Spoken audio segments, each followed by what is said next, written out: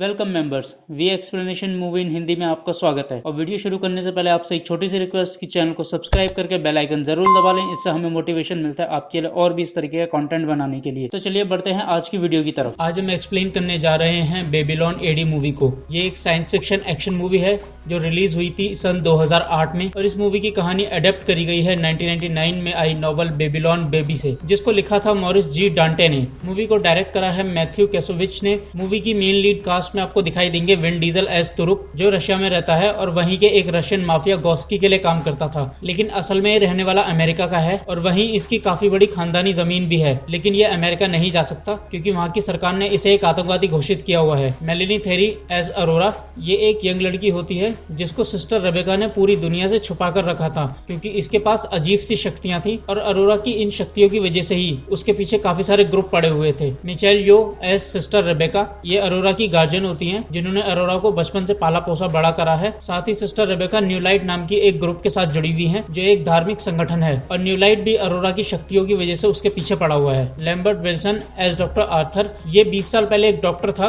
जो बच्चों को सुपर ह्यूमन बनाने के लिए उन पे एक्सपेरिमेंट कर रहा था और इसी एक्सपेरिमेंट की वजह से इसका डॉक्टरी का लाइसेंस कैंसिल कर दिया गया था और फिर बाद में इसने अरोरा को डिजाइन करा था और ये अरोरा का फादर भी है जिसने 20 साल पहले अपनी बेटी को खो दिया था और अब ये भी अपनी बेटी को वापस पाना चाहता है। तो चलिए बढ़ते हैं मूवी की तरफ। मूवी की शुरुआत होती है सन 2027 के पोस्ट एपोक्लिप के बाद से। ये एपोक्लिप्स ह्यूमंस की एक बहुत बड़ी वॉर के बाद आया था जिसमें कई देश बर्बाद हो गए थे और इस मूवी की शुरुआत भी ऐसे ही एक अनस्टेबल कंट्री रशिया से होती है जिसके अंदर तुरुप नाम का एक आदमी रहता है और तुरुप की ही बैकग्राउंड वॉइस से मूवी की शुरुआत होती है जो बोलता है, मैं जब भी ये लिखा देखता हूँ कि सेव द प्लेनेट तो मुझे हंसी आ जाती है क्योंकि हम दुनिया को किससे बचाएंगे, खुद से। और क्या भगवान हमारी मदद करेंगे?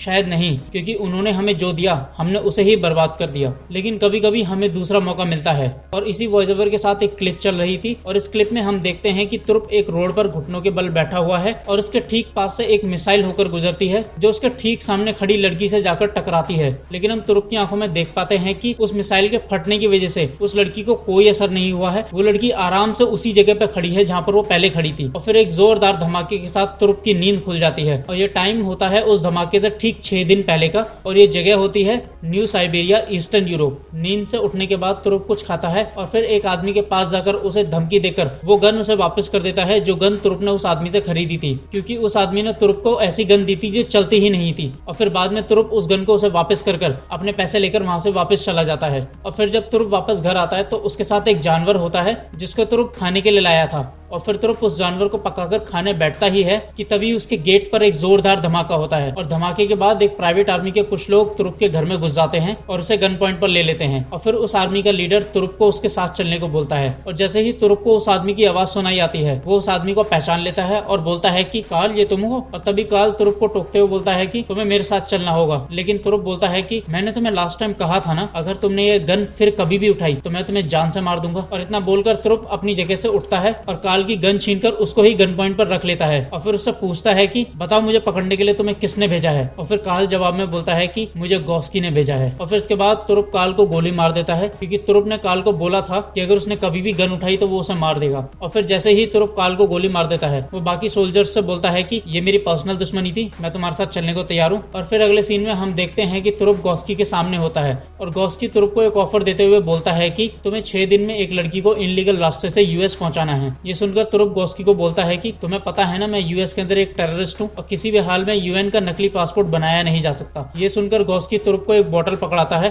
और बोलता है कि यह है तुम्हारी नई आइडेंटिटी जॉन डोई के नाम से। अमेरिका में एंटर करते ही इस आईडी को अपनी बॉडी में इंजेक्ट कर लेना और तुम्हारे पास तुम्हारी नई आइडेंटिटी आ जाएगी। तुम उस लड़की को यूएस पहुंचाकर अपनी इस न्यू आईडी के साथ आराम से अपनी पूरी जिंदगी बिता सकते हो। तुरुप को गॉस्की का यह ऑफर अच्छा लगता है और गॉस्की और तुरुप की बिल्कुल ना बनने के बावजूद भी वो एक दूसरे के साथ काम करने के लिए इसीलिए तैयार हो गए थे क्योंकि उन दोनों को ही इसमें अपना फायदा दिखाई दे रहा था। गॉस्की को बहुत सारे पैसे मिलने वाले थे और तुरुप को उसकी आजादी। डील फाइनल होने के बाद गॉस्की तुरुप को एक बीच रोड पर उतार देता है और फिर थोड़ी देर बाद वहां पर एक हेलीकॉप्टर आ जाता है जिसके साथ एक कार अटैच थी और तुरुप उस कार के अंदर बैठ जाता है। इसके बाद हेलीकॉप्टर सुबह होने तक आसमान में ही उड़ता रहता है और जब सुबह तुरुप की आंख खुलती है तो वो देखता है कि किर्गिजिस्तान के एक 1000 साल पुराने कॉन्वेंट के सामने वो खड़ा रहा है और ये कॉन्वेंट पूरी दीन दुनिया से छुपा हुआ है। और यहाँ तुरुप की मुलाकात होती है सिस्टर रेबेका से, जो सफर को शुरू करने से पहले तुरुप को 3 रूल समझा देती हैं। रूल नंबर 1, वो लड़की जिसको तुरुप को यूएस पहुंचाना है, वो जहां जहां जाएगी वहां सिस्टर रेबेका उसके साथ जाएंगी, यानी कि सिस्टर रेबेका और वो लड़की साथ में यूएस पहुंचेंगे।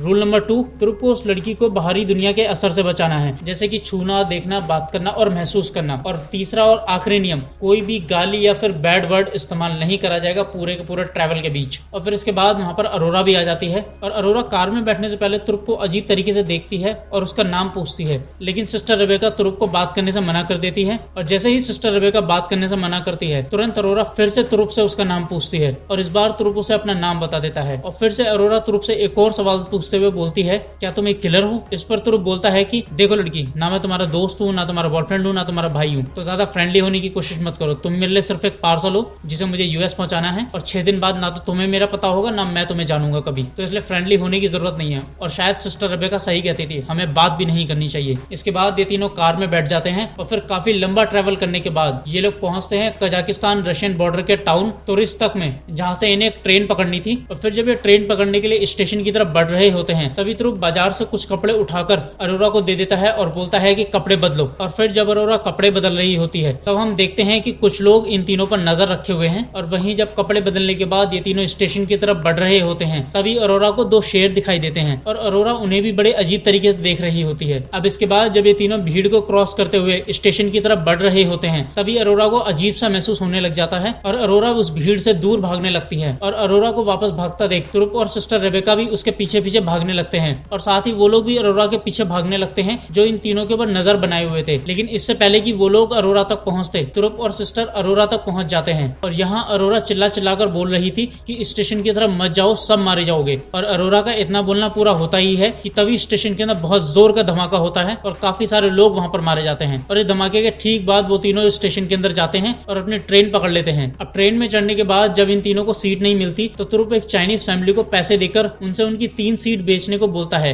लेकिन वो लोग तुरुप की भाषा नहीं समझ पा रहे थे। और फिर तभी वहां पर अरोरा आती है, जो तुरुप से पैसे लेकर चाइनीज लैंग्वेज में ही उन्हें तुरुप का दिया हुआ ऑफर समझाती है। और वो लोग अरोरा की बात सुनकर उस ऑफर को एक्सेप्ट भी कर लेते हैं। और अब इनके पास बैठने के लिए 3 सीटें थी। अब इसके बाद अरोरा तुरुप से पूछती है, वो लोयन असली तो नहीं थे, क्योंकि असली शेर तो सन 2012 में ही खत्म हो गए थे, आखिरी वाला मॉस्को के जू में मारा गया था। तुरुप अरोरा की बात का जवाब देते हुए बोलता है कि वो शेर नहीं है, लेकिन शेर जैसे दिखते हैं, उनको इंसानों ने बनाया है, ये शेर की नस्ल की कॉपी के दूसरी नस्ल की कॉपी है। इसके बाद तुरुप भी अरोरा से एक सवाल पूछता है और बोलता है कि तुम्हें ब्लास्ट के बारे में कैसे पता चला, क्योंकि अगर मुझे तुम्हें बचाना है तो मुझे जानना जरूरी है कि तुम हो क्या। तुरुप के इस सवाल का जवाब देते हुए सिस्टर रेबेका बोलती है कि इसे बॉम्ब के बारे में कुछ भी नहीं पता था, ये बस डर गई थी। और तभी ट्रेन के अंदर अनाउंसमेंट होती है कि ट्रेन हाई रेडिएशन जोन से गुजरने वाली है, इसलिए ट्रेन की विंडोज को क्लोज करा जा रहा है। और जब ट्रेन हाई रेडिएशन जोन से गुजरती है, तब हम देखते हैं कि इंसानों ने कितनी ज्यादा बर्बादी मचाई है इस धरती पर। अब इसके बाद ट्रेन अपनी डेस्टिनी यानी कि रशिया की व्लादिवोस्टोक नाम की जगह पर पहुंच जाती है और इस जगह पर रिफ्यूजीज के काफी सारे कैंप होते हैं। यहाँ पहुंचने पर तुरुप उन दोनों को अपने एक दोस्त के क्लब में लेकर जाता है, जहाँ पर तुरुप अपने दोस्त से मिलकर सबमरीन की 3 टिकट्स और 2 स्नो बाइक्स को खरीदता है। और वहीं दूसरी तरफ अरोरा क्लब के अंदर एक फाइट देख रही होती है और अरोरा फाइट देखते हुए फिर से अजीब तरीके से घूर रही होती है। अब इसके बाद तुरुप, सिस्टर और अरोरा वहां से जाने लगते हैं और तभी वहां पर वो लोग आ जाते हैं जो इन तीनों को काफी टाइम से फॉलो कर रहे थे। और वो तुरुप को कैश 1 मिलियन देने का ऑफर देते हुए बोलते हैं कि इस लड़की को हमारे हवाले कर दो, तुम नहीं जानते कि तुम कर क्या रहे हो। और उन लोगों का ऑफर सुनकर तुरुप उन पैसों में से कुछ पैसों को निकालकर हवा में उछाल देता है और जैसे ही पैसे हवा में उछलते हैं, लोगों की भीड़ वहां पर इकट्ठा हो जाती है और तुरुप इसी भीड़ का फायदा उठाते हुए वहां से भागने की कोशिश करता है। लेकिन जो लोग उनका पीछा कर रहे थे, वो लोग तुरुप और सिस्टर रेबेका को रोक लेते हैं और फिर तुरुप और सिस्टर रेबेका उन लोगों से लड़ने लग जाते हैं। वहीं दूसरी तरफ जब सिस्टर रेबेका और तुरुप इन लोगों से लड़ रहे होते हैं, तभी उनमें से एक आदमी मौका देखकर अरोरा को अपने साथ ले जाता है। लेकिन जब वो आदमी अरोरा को जबरदस्ती अपने साथ ले जा रहा होता है, तो वो फाइटर जिसको अरोरा घूर रही थी, वो अरोरा को बचा लेता है उस आदमी से और अपने केज के अंदर सेफली रख लेता है। और फिर जब तुरुप उन सभी लोगों को पीटकर अरोरा के पास पहुंचता है, तो उसे लगता है कि वो फाइटर अरोरा के साथ बदसलूकी कर रहा है और इसी वजह से तुरुप उस फाइटर को जान से मार देता है। और जब तुरुप उस फाइटर को जान से मार देता है, तब अरोरा तुरुप पर बहुत ज्यादा गुस्सा होती है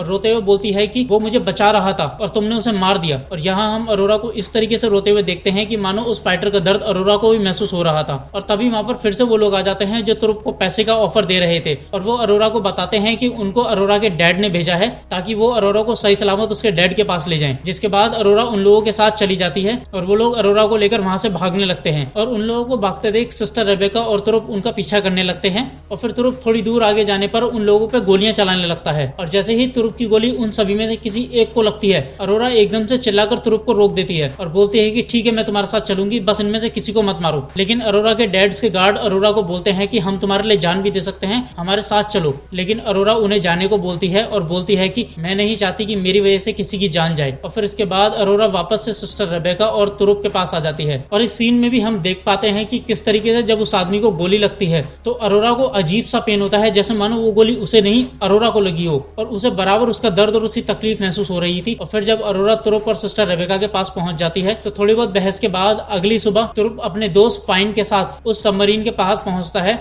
जो सबमरीन उन्हें बॉर्डर क्रॉस करवाने वाली थी। और जब वो लोग वहां पहुंचते हैं तो वहां उनकी तरह और भी रेफ्यूजीज थे जो बॉर्डर क्रॉस करना चाहते थे। और फिर जैसे ही वो लोग वहां पर पहुंचते हैं तभी 30 साल पुरानी सबमरीन बर्फ को तोड़ते हुए धीरे धीरे करके ऊपर आने लग जाती है और जैसे ही सबमरीन बाहर आती है वैसे ही लोग उसकी तरफ भागने लगते हैं। और क्योंकि ये इनलीगल काम था इसलिए सबमरीन के कैप्टन के पास बहुत कम टाइम था लोगों को सबमरीन में चढ़ाने का। और उसके पास कम टाइम इसलिए था क्योंकि अगर उसकी सबमरीन सैटेलाइट के अंदर डिटेक्ट हो जाती तो ना तो उसकी सबमरीन रहती, ना ये रिफ्यूजीज जिंदा रहते और ना वो खुद जिंदा रहता। इसलिए सैटेलाइट की नजर में आने से पहले उसे सबमरीन वापस से पानी के अंदर डुबोनी थी। और फिर सब लोग सबमरीन की तरफ भागने लगते हैं और इनमें अरोरा, तुरुप और सिस्टर रेबेका के साथ साथ फाइन भी था। और फिर एक एक करके ये चारों लोग सबमरीन में चढ़ जाते हैं। और फिर जैसे ही ये चारों सबमरीन के अंदर चढ़ते हैं तभी सबमरीन का टाइम खत्म हो जाता है और सबमरीन धीरे धीरे कर वापस पानी में जाने लगती है। और जैसे ही सबमरीन पानी के अंदर जाने लगती है वैसे ही सबमरीन के आसपास के लोग धीरे धीरे करके जमा देने वाले पानी के अंदर डूबने लगते हैं, मरने लगते हैं।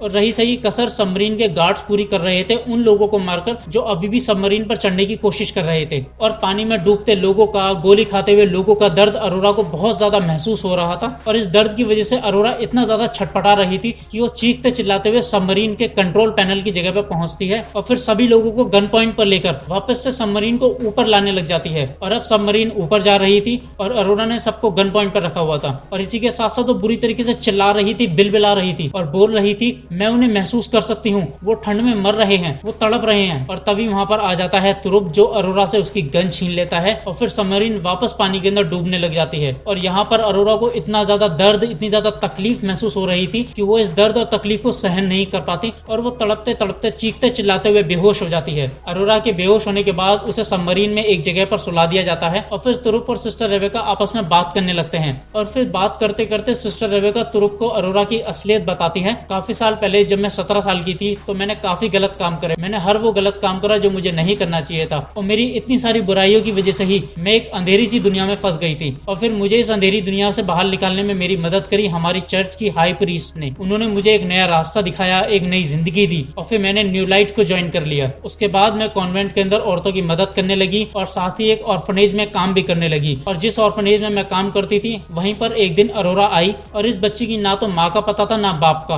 और इसलिए मैंने इसे अडॉप्ट कर लिया। ये सब सुनने के बाद तुरुप सिस्टर रेबेका से पूछता है कि तो फिर इसको ये 30 साल पुरानी सबमरीन चलानी कैसे आ गई। सिस्टर रेबेका जवाब में बोलती है कि अरोरा शुरू से ही एक स्पेशल बच्ची है। ये 2 साल की उम्र में लगभग 19 भाषाएं बोल पाती थी जबकि इसने एक भाषा ही सिर्फ सुनी थी। इसे बचपन से ही उन सभी चीजों की बहुत अच्छी जानकारी है जिनके बारे में इसने कभी भी ना तो सुना है ना कभी पढ़ा है और ना ही उन चीजों को कभी इसने देखा है। और अब तक सब कुछ ठीक भी चल रहा था लेकिन 3 महीने पहले न्यू लाइट की तरफ से एक डॉक्टर को भेजा जाता है जो अरोरा से अकेले में 10 मिनट बात करते हैं और उसे एक गोली खाने को देते हैं। और फिर इसके बाद धीरे धीरे अरोरा बदलने लग जाती है और अब इसके अंदर ऐसी पावर्स आ गई हैं। और अरोरा की इन्हीं पावर्स की वजह से वो डॉक्टर जिसने अरोरा को गोली खाने को दी थी वो मुझे बोल के गया था कि अरोरा की इन पावर्स के बारे में कभी किसी को पता मत लगने देना। और उस डॉक्टर ने मुझे ये भी बताया था कि अरोरा की इन पावर्स का इलाज सिर्फ अमेरिका में हो सकता है। और ये दोनों आपस में बात कर ही रहे होते हैं कि तभी सबमरीन के अंदर अनाउंसमेंट होती है कि सबमरीन अपनी डेस्टिनी पे पहुंच गई है, बाहर निकलने के लिए रेडी हो जाओ। अनाउंसमेंट को सुनते ही सिस्टर रेबेका अरोरा को नींद से जगाने के लिए चली जाती हैं और जब सिस्टर रेबेका चली जाती है तब तुरुप का दोस्त फाइन उसे बताता है कि 2 साल पहले मैं उज्बेकिस्तान में था और वहां पर एक वायरस बम फटा था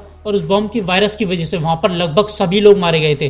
और उस वायरस की वजह से लोगों में जो लक्षण दिखाई देते थे ठीक वैसे ही लक्षण मुझे अरोरा के अंदर भी दिखाई दे रहे हैं। और मुझे लगता है कि शायद अरोरा के अंदर वही वायरस है और अगर अरोरा के अंदर ये वायरस है तो ये लड़की एक बहुत खतरनाक हथियार है, ये पूरे के पूरे एक शहर को भी उड़ा सकती है। लेकिन हाँ, इसका मार्केट के अंदर बहुत अच्छा प्राइस भी है क्योंकि इस वायरस के पीछे काफी सारे ग्रुप पड़े हुए हैं। और फाइन की इतनी सारी बातों को सुनकर तुरुप बोलता है कि अगर अरोरा के अंदर ऐसा कोई वायरस है तो मैं अरोरा को खुद मारकर जला दूंगा। और जैसे ही तुरुप अरोरा के बारे में ये बात बोलता है वैसे ही सोई हुई अरोरा अचानक से अपनी आंख खोल लेती है, मानो कि उसने ये सब सुन लिया हो। अब सबमरीन से निकलने के बाद ये चारों 2 आइस बाइक्स पर यूएस बॉर्डर की तरफ बढ़ने लगते हैं और फिर जैसे ही ये लोग अलास्का के बेरिंग स्ट्रीट के मिलिट्री जोन के अंदर पहुंचते हैं, वैसे ही अरोरा को कुछ फील होता है और वो पीछे मुड़कर देखती है तो उसे काफी दूर पहाड़ी पर एक मिलिट्री ड्रोन दिखाई देता है। ड्रोन को पास आते देख अरोरा तुरुप को बताती है कि ड्रोन उनके पास आ रहा है। ड्रोन के बारे में जानने के बाद तुरुप और फाइन बाइक की स्पीड काफी तेज कर देते हैं और यहाँ हमें ये भी पता चलता है कि अरोरा के पास सुपर आइज भी हैं। वो काफी दूर तक का काफी जूम करके देख सकती है। अब ये चारों स्पीड से आगे बढ़ने लगते हैं लेकिन कोई फायदा नहीं होता। ड्रोन आसमान से इनको टारगेट कर रहा होता है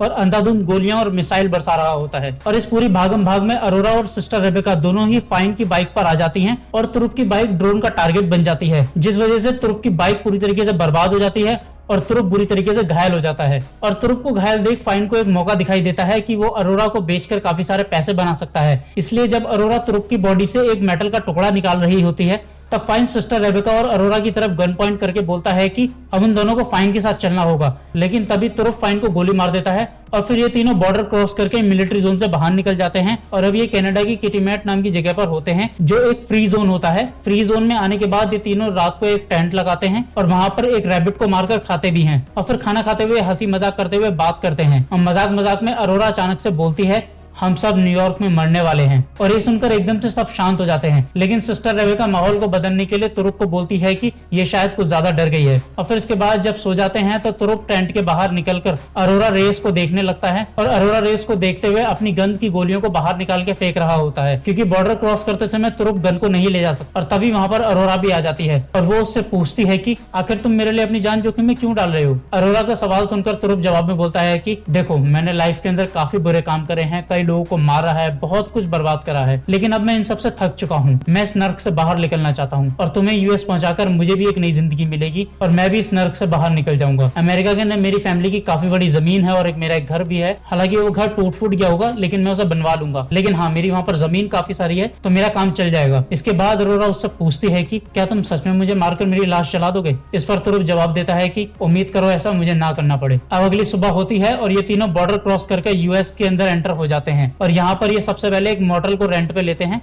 और यहीं पर तुरुप अपनी बॉडी के अंदर अपनी नई आईडी को इंजेक्ट कर लेता है और जब तुरुप अपनी बॉडी के अंदर अपनी नई आईडी इंजेक्ट कर रहा होता है तभी वहां पर अरोरा आ जाती है और ये दोनों रोमांटिक लेवल पर क्लोज आ ही रहे होते हैं कि तभी वहां पर सिस्टर रेबेका आ जाती है जो इन्हें बताती है कि 2 घंटे बाद इनकी न्यूयॉर्क की फ्लाइट है। और फिर इसके बाद जब ये लोग न्यूयॉर्क की फ्लाइट पकड़कर न्यूयॉर्क पहुंचते हैं तो ये लोग वहां पहुंचने के बाद एक बिल्डिंग के अंदर रुकते हैं जहाँ एक काफी बड़ा टीवी लगा होता है और वहां अरोरा जब टीवी देख रही होती है तब उसे पता चलता है कि जिस कॉन्वेंट के अंदर वो लोग रहते थे उस कॉन्वेंट को मिसाइल के जरिए उड़ा दिया गया है और वहां पर सारे के सारे लोग मारे गए हैं। और न्यूज के अंदर बताया जा रहा था कि ये एक टेररिस्ट अटैक है, लेकिन अरोरा असलियत जानती थी कि ये कोई टेररिस्ट अटैक नहीं है। इस हमले को न्यूलाइट वालों ने अंजाम दिया है और उन्होंने अपने ही लोगों को इसलिए मारा था क्योंकि वो अरोरा से जुड़े हुए किसी भी सबूत को जिंदा नहीं रहने देना चाहते थे। वहीं दूसरी तरफ जिस बिल्डिंग के अंदर ये थे उस बिल्डिंग के सामने एक तरफ गॉस्की के लोग आ गए थे और दूसरी तरफ न्यूलाइट के लोग आ गए थे। गॉस्की के लोग वहां पर इसलिए आए थे ताकि वो लोग ये कंफर्म कर सकें कि तुरुप ने अपना काम पूरा करा है या नहीं, और न्यूलाइट के लोग अरोरा को लेने के लिए आए थे। और अब तुरुप ये भी समझ गया था कि न्यूलाइट के लोग अरोरा को तो अपने साथ लेकर जाएंगे ही, लेकिन साथ में वो सबूत में मिटा देंगे, यानी कि वो लोग तुरुप और सिस्टर रेबेका दोनों को मार देंगे। अब थोड़ी देर बाद इनके रूम के अंदर एक आदमी आता है और ये आदमी वही डॉक्टर था जिसने 3 महीने पहले अरोरा को वो टैबलेट खिलाई थी, और ये डॉक्टर भी न्यूलाइट के लोगों के लिए ही काम करता था। और ये फिर से अरोरा से अकेले मिलने आता है और उसका चेकअप करता है, और यहाँ वो अरोरा का चेकअप करते हुए उसकी फिंगर के अंदर एक डिवाइस को अटैच करता है और फिर डिवाइस के अंदर जो रीडिंग्स इसको मिलती हैं उन रीडिंग्स को देखकर वो अरोरा को बोलता है कि तुम अब काफी ज्यादा पावरफुल हो गई हो। और फिर डॉक्टर के जाने के बाद तुरुप सिस्टर पर भड़कने लगता है क्योंकि सिस्टर को लग रहा था कि ये एक धर्म का काम है, लेकिन तुरुप समझ गया था कि ये कोई धर्म का काम नहीं है, ये सारे के सारे मिलकर सिर्फ और सिर्फ अरोरा की जिंदगी बर्बाद करना चाहते हैं। और फिर तभी वहां पर अरोरा आ जाती है जो सिस्टर रेबेका और तुरुप को बताती है कि वो प्रेग्नेंट है और वो लोग मुझे लेने के लिए नहीं मेरे बच्चों को लेने के लिए आए हैं। अगर मैं उनके साथ गई तो वो लोग मुझे मार देंगे क्योंकि उन्हें मैं नहीं मेरा बच्चा चाहिए। वहीं सिस्टर रेबेका ये सोचकर हैरान थी कि आखिरकार अरोरा प्रेग्नेंट हो कैसे सकती है, क्योंकि आज तक सिस्टर रेबेका ने किसी को भी अरोरा को छूना तो बहुत दूर की बात है उसे देखने तक नहीं दिया था। और तभी तुरुप को न्यूलाइट की सीईओ का कॉल आता है जो उसे बोलती है कि गुड जॉब तुरुप, अब तुम एक काम करो, अरोरा को हमें सौंपो और अपनी आजाद जिंदगी जियो जाओ। न्यूलाइट की सीईओ का ऑर्डर आते ही ये तीनों बिल्डिंग से बाहर आ जाते हैं और तुरुप अरोरा को न्यूलाइट के उसी डॉक्टर को सौंप देता है जो अरोरा का चेकअप कर रहा था। लेकिन जैसे ही अरोरा कार में बैठने ही वाली होती है कि तभी तुरुप न्यूलाइट के एक आदमी की गन छीनकर न्यू लाइट के लोगों पर गोलियां चलाने लग जाता है। और फिर देखते ही देखते न्यू लाइट और गॉस्की के लोग इन तीनों के ऊपर गोलियां बरसाने लग जाते हैं और अब हर तरफ से गोलियां चल रही थी और वो तीनों अपनी जान बचाने के लिए इधर उधर भाग रहे थे। और इन सब गोलीबारी के बीच अचानक से गॉस्की का एक आदमी एक मिसाइल को लॉन्च करता है और वो मिसाइल लिंक होती है तुरुप की न्यू आईडी के साथ, यानी कि वो मिसाइल वहीं जाके फटेगी जहां पर तुरुप होगा, चाहे वो कहीं भी भाग ले, क्योंकि वो मिसाइल तुरुप की आईडी को लोकेट कर रही थी। अब फिर तुरुप अपनी जान को बचाने के लिए भागते हुए एक कार की शीशे को तोड़कर उस कार के अंदर से क्रॉस होकर बाहर निकल जाता है और वो मिसाइल जगह न होने की वजह से उस कार के अंदर ही फट जाती है और फिर से हर तरफ गोलियां चलने लग जाती हैं। और जब चारों तरफ गोलियां चल रही होती हैं तभी एक सर्टेन फिक्स पॉइंट पर अरोरा खड़ी होती है और धीरे धीरे करके चलने लगती है और वो बस सीधे चले जा रही थी बिना किसी को देखे, बिना किसी को कुछ बोले। और सबसे मजे की बात यह थी कि वो सीधे चल रही थी उस जगह पर जहां पर दोनों तरफ से गोलीबारियां हो रही थी और इतनी भारी गोलीबारियों के बीच भी एक गोली भी अरोरा को छूकर नहीं निकल रही थी और ना ही कोई इंसान अरोरा को छू पा रहा था। मानो जैसे कि अरोरा ने बटरफ्लाई इफेक्ट का इस्तेमाल करते हुए सही टाइम पर अपने कदम आगे बढ़ाए थे, जिस वजह से ना तो कोई गोली अरोरा को छू पा रही थी और ना ही कोई इंसान। और इस पर्टिकुलर पॉइंट पर हम समझ पाते हैं कि अरोरा के पास ना सिर्फ फ्यूचर देखने की शक्ति है बल्कि उसे बदलने की भी शक्ति है। वो मिलियंस ऑफ पॉसिबिलिटीज को प्रेडिक्ट कर एक सही फ्यूचर डिजाइन कर सकती है और होने वाले फ्यूचर को बदल सकती है। और अरोरा ने इसी अपनी खास एबिलिटी का इस्तेमाल करते हुए एक खास समय पर चलना शुरू करा होता है और फिर वो एक खास जगह पर जाकर अचानक से रुक जाती है और जैसे ही वो रुकती है वैसे ही दूसरी तरफ सिस्टर रेबेका को कई सारी गोलियां लगती हैं और सिस्टर रेबेका वहीं मर जाती हैं। और जैसे ही सिस्टर रेबेका मरती है वैसे ही वहां पर अरोरा के सामने तुरुप आ जाता है और फिर अरोरा तुरुप को देखकर उसे गोली मारते हुए बोलती है कि तुम्हें जीना होगा। और जैसे ही तुरुप को गोली लगती है तुरुप घुटनों के बल बैठ जाता है और तभी गॉस्की का वही आदमी जिसने पहले मिसाइल लॉन्च करी थी वो दूसरी मिसाइल को भी लॉन्च करता है, लेकिन इस बार तुरुप के घुटनों के बल बैठने की वजह से वो मिसाइल अपना टारगेट मिस कर जाती है और वो मिसाइल तुरुप को ना लगकर तुरुप के जस्ट पास से क्रॉस होकर अरोरा की तरफ बढ़ने लग जाती है। लेकिन अरोरा उस मिसाइल को अपने से टच होने से पहले ही अपने आसपास एक शील्ड बनाकर उसको रोक लेती है और मिसाइल अरोरा से दूर ही फट जाती है। लेकिन जब वो मिसाइल फटती है तब अरोरा को तो कुछ नहीं होता क्योंकि अरोरा के आसपास एक शील्ड बन जाती है, लेकिन आसपास सब कुछ धमाके की वजह से बर्बाद हो जाता है और इसी धमाके में तुरुप भी बुरी तरीके से घायल हो जाता है और फिर वो मर जाता है। लेकिन अगले सीन के अंदर हम फिर से देखते हैं कि तुरुप की आंख खुलती है और तुरुप किसी ऐसी जगह पर होता है जिसको टेम्परेरी लैब बनाया हुआ होता है। और जब तुरुप की आंख खुलती है तो वो देखता है कि उसका एक हाथ और उसका एक पैर रोबोटिक हो गया है और यहाँ पर तुरुप की मुलाकात होती है अरोरा के पिता डॉक्टर आर्थर से। और डॉक्टर आर्थर उसे सारी सच्चाई बताते हुए बोलते हैं कि 20 साल पहले मुझे मेडिकल लाइन से निकाल दिया गया था क्योंकि मैं बच्चों को सुपर ह्यूमन बनाने के काम पर एक्सपेरिमेंट कर रहा था और फिर जैसे ही मुझे मेडिकल लाइन से निकाला गया तभी मेरे पास न्यू लाइट वाले आए जिन्होंने मुझे ऐसे बच्चे बनाने को कहा जिनके पास सुपर नेचुरल पावर्स हो और उन बच्चों के पास दुनिया के हर तरीके का ज्ञान हो, जानकारी हो। और फिर मैंने इसी प्रोजेक्ट को कंप्लीट करने के लिए एक ऐसा सुपर कंप्यूटर बनाया जिसका काम ही यही था कि वो सुपर ह्यूमन बच्चों को बनाए जिनके पास बहुत सारी पावर्स और बहुत सारा नॉलेज हो। और फिर वो सुपर कंप्यूटर पैदा करता है अरोरा को। लेकिन जब अरोरा पैदा होती है तो वो मेरे लिए सिर्फ एक प्रोजेक्ट नहीं रह जाती, उससे मेरी भावनाएं जुड़ जाती हैं और फिर देखते ही देखते वो मेरे लिए मेरी बेटी बन जाती है। और जब इन सब के बारे में न्यू लाइट वालों को पता चलता है तो न्यू लाइट वाले गॉस्की को हायर करते हैं मुझे मारने के लिए और वो लगभग कामयाब भी हो जाते हैं, जिसकी वजह से आज मेरी ये हालत है कि मुझे मशीनों के सहारे जिंदा रहना पड़ रहा है। और जब गॉस्की मुझे मारता है तभी वो मेरी बेटी को मेरे से चुरा कर ले जाता है। और फिर जब मैं ठीक होता हूँ तो उसके बाद मैंने काफी सालों तक अरोरा को ढूंढने की कोशिश करी लेकिन मैं कामयाब नहीं होता। लेकिन मैं ये बात तो अच्छे से जानता था कि न्यू लाइट वालों ने अरोरा को मारा नहीं होगा क्योंकि वो अरोरा की पावर इस्तेमाल करके दुनिया के अंदर अपना इन्फ्लुएंस बढ़ाना चाहते हैं और वो अरोरा की पावर को एक शो ऑफ के तौर पर दिखाना चाहते हैं। और फाइनली अब जाकर मुझे मेरी बेटी मिली है। और ये सब सुनने के बाद तुरुप डॉक्टर आर्थर का कंधा पकड़कर उससे पूछता है कि तो तुम्हें मुझसे क्या चाहिए ये बताओ। इस पर डॉक्टर आर्थर बोलता है कि मैं चाहता हूँ कि तुम अरोरा को ढूंढो क्योंकि मैं जानता हूँ कि वो जिंदा है और तुम्हारा मरना, मेरा तुम्हें जिंदा करना, ये सब कुछ उसके प्लान का हिस्सा था। उसको सब कुछ पहले से ही पता था कि फ्यूचर में क्या होने वाला है, इसी वजह से उसने तुम्हारे पेट में भी गोली मारी। और अब ये जानने के लिए कि अरोरा कहाँ पर है, डॉक्टर आर्थर तुरुप के ब्रेन से एक मशीन को कनेक्ट करते हैं और वो मशीन तुरुप को फ्लैशबैक में लेके जाती है। और जब तुरुप फ्लैशबैक में जाकर उस समय में जाता है जिस समय मिसाइल ब्लास्ट हुई थी तो हम देखते हैं कि जब मिसाइल ब्लास्ट हो रही थी तब अरोरा ने बहुत धीमे से एक वर्ड बोला था, गो होम, यानी कि अरोरा तुरुप के यूएस वाले घर पर थी। और यहाँ पर डॉक्टर आर्थर के साथ बात करते करते तुरुप को यह भी समझ जाता है कि न्यू लाइट वाले अरोरा को एक और मदर मैरी के तौर पर रिप्रेजेंट करना चाहते हैं ताकि न्यू लाइट वाले लोगों को बेवकूफ बनाकर धर्म के नाम पर एक झूठी कहानी बनाकर ज्यादा से ज्यादा लोगों को बेवकूफ बनाकर उनके धर्म में शामिल कर सकें। वहीं दूसरी तरफ न्यू लाइट की सीईओ को भी ये पता चल जाता है कि जब धमाका हुआ तो धमाके के बाद डॉक्टर आर्थर के लोगों ने तुरुप की बॉडी को उठा लिया था, और जैसे ही उसे इस बॉडी वाली बात के बारे में पता चलता है वो ये समझ जाती है कि तुरुप जिंदा है। अगर तुरुप जिंदा है तो हो सकता है कि अरोरा भी जिंदा हो और उसे तुरुप के जरिए अरोरा का पता चल जाए। और ये सब पता चलते ही न्यू लाइट की सीईओ अपनी टीम के साथ डॉक्टर आर्थर की लैब की तरफ निकल पड़ती है। और जब वो लोग डॉक्टर आर्थर की लैब की तरफ बढ़ रहे होते हैं तभी न्यू लाइट की सीईओ के ऑर्डर पर गॉस्की को न्यूक्लियर मिसाइल के जरिए उड़ा दिया जाता है, यानी कि अरोरा से जुड़ा हुआ एक और सबूत मिटा दिया गया था।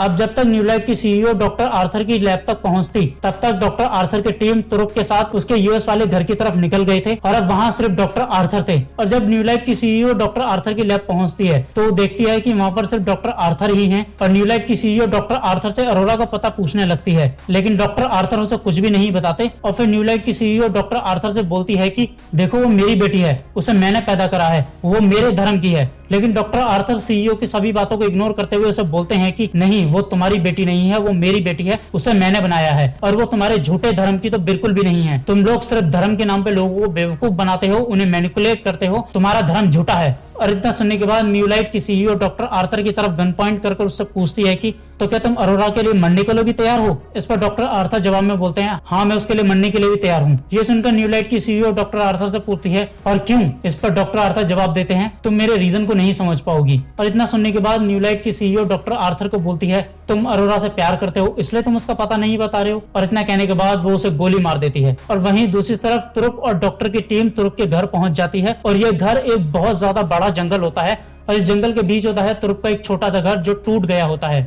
और जब तुरुप इस टूटे फूटे घर के अंदर जाता है तो वो देखता है कि प्रेग्नेंट अरोरा इस घर के कोने के अंदर बैठी हुई है और इंतजार कर रही है तुरुप के आने का। और फिर इसके बाद तुरुप अरोरा के पास जाता है और अरोरा उससे बोलती है कि तो फाइनली तुम आ ही गए। और तुरुप अरोरा को देखते हुए बोलता है कि मुझे तो आना ही था। और फिर इसके बाद तुरुप अरोरा का हाथ पकड़ता है और ये दोनों वहां से निकल जाते हैं। इसके बाद सीन कट होता है और अगला सीन हमें दिखाया जाता है 6 महीने बाद का, जब अरोरा हॉस्पिटल में एडमिट होती है और यहाँ पर इसकी डिलीवरी होने वाली होती है। और जैसे ही अरोरा का सुपर ह्यूमन बच्चा जन्म लेता है वैसे ही अरोरा की मौत हो जाती है और अरोरा की मौत के साथ ही ये मूवी खत्म हो जाती है। तो आज की इस वीडियो में बस इतना ही। अगर आपको वीडियो पसंद आई हो तो वीडियो को लाइक कीजिए, शेयर कीजिए और चैनल को सब्सक्राइब करके बेल आइकन दबा लें ताकि आपको हमारी हर लेटेस्ट वीडियो का नोटिफिकेशन सबसे पहले मिले। मैं मिलता हूं आपको अगली वीडियो में, तब तक के लिए देखते रहिए we explanation movie in Hindi.